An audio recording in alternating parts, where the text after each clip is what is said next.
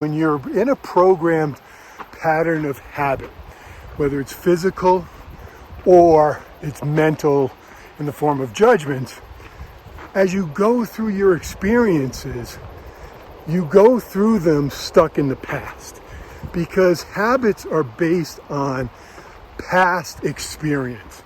And basically what you're doing is you're taking a past experience and overlaying it on your current experience. And this results in no new growth, no new learning, no new energy. And what happens is if you do this long enough, it's like a downward spiral. You know, like they say, there's no such thing as a perpetual motion machine, because without fresh energy, even the most balanced pendulum is eventually going to run out and just stop. And the same thing is true if you get caught up and get stuck in your programmed habits. And unfortunately, this is something that human nature, we do a lot of. I've read estimates from psychiatrists and psychologists that over 95% of the time that we're awake, we are operating from habit. And so one of the most important things I've found in my process is how important it is to recognize and release habits, both physical, repetitive ways of doing things, and mental, and even emotional, which when you get stuck in judgmental patterns in your brain, which are again repetitive.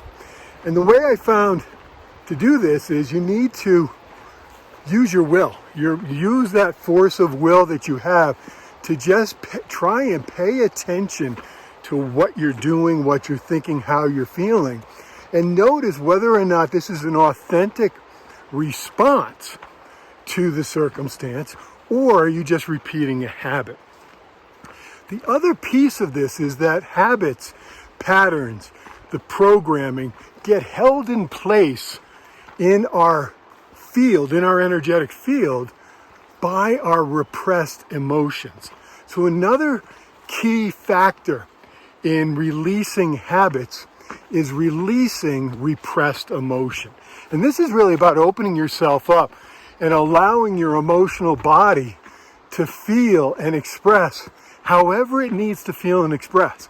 Now, this usually needs to be done in private, because you don't want to take this expression out on people around you.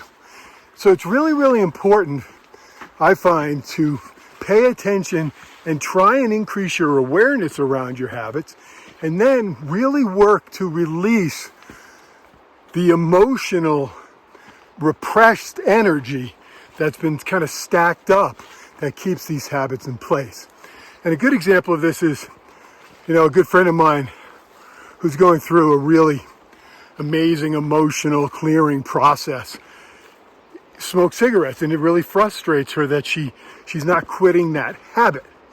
And in my understanding, that's both a physical and an emotional habit. And we talk about how when the emotions that are underneath that habit release, the habit will most likely go away. But if you try and repress the habit, it'll just pop up in another form, or that existing habit will come back even stronger. So I just found it interesting that this book is called Atomic Habits, because it's about focusing on changing your habits.